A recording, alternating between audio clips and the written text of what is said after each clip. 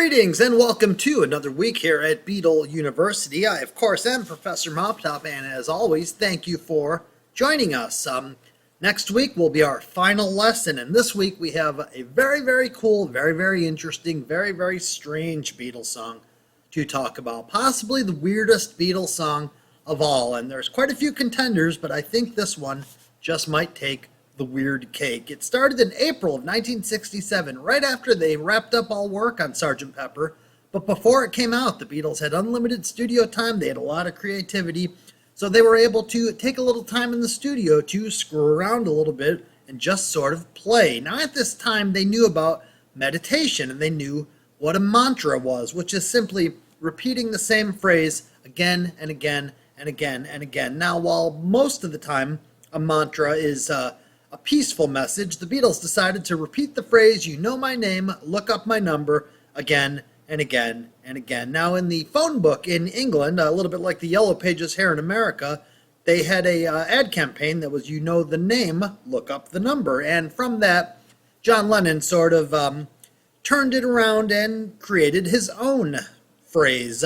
They were also really into the bizarre and unusual avant-garde type of music. It's very possible that John was doing this to try to impress Yoko Ono, who he had just met, definitely trying to be a little bit cooler, a little bit hipper. They were also trying to emulate Frank Zappa and the Beach Boys and some of the other bands that had been a little bit weird, a little bit less conventional. There's a home demo that John has of the song, which basically was just a set together for him so he would have something on tape so he would remember what he was thinking about when there was time to record "You Know My Name, Look Up the Number." Now, when they came into the studio to record it, they had a special guest that they invited. They invited Brian Jones from the Rolling Stones, and they figured he would just bring his guitar in because, of course, Brian Jones was a guitarist in the Rolling Stones at the time. Instead, he brought his saxophone in, and he plays that. There's one part of the song that's edited from the official release, but wound up on the anthology version, where there's a little bit of ska, where they sing "You Know My Name, Look Up the Number" about a dozen times. Jones plays the saxophone on that. He also plays on the ending. There's a solo in the, what we'll call the jazzy part of the song. After they worked on it a little bit, sat in the vault for quite a long time, and then in April of 1969, while they're in the middle of the Abbey Road sessions, they recorded the vocals. Now, at this point in time, the Beatles weren't getting along real well. There was a lot of tension. The whole Let It Be, Get Back sessions were still kind of up in the air.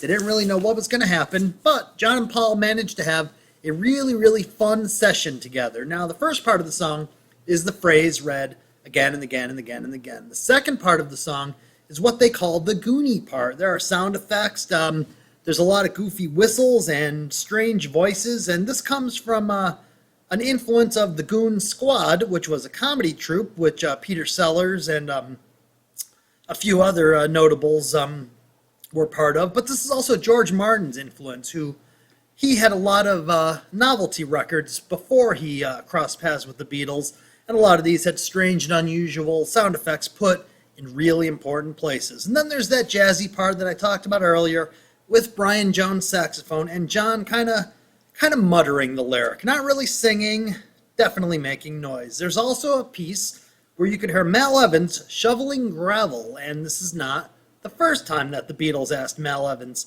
to shovel gravel. He also did this for a Yellow Submarine outtake that never came out. After all the Let It Be and Get Back sessions were all done, after Abbey Road was released and after the Beatles broke up, in March of 1970, Let It Be was released, and on the B-side of this very serious, very somber song was "You Know My Name, Look Up the Number," which, as discussed, is possibly, most likely, the strangest and most unusual Beatles song of them all. It's also the last official release of the Beatle era. Everything else that was released came many years after John Lennon's death.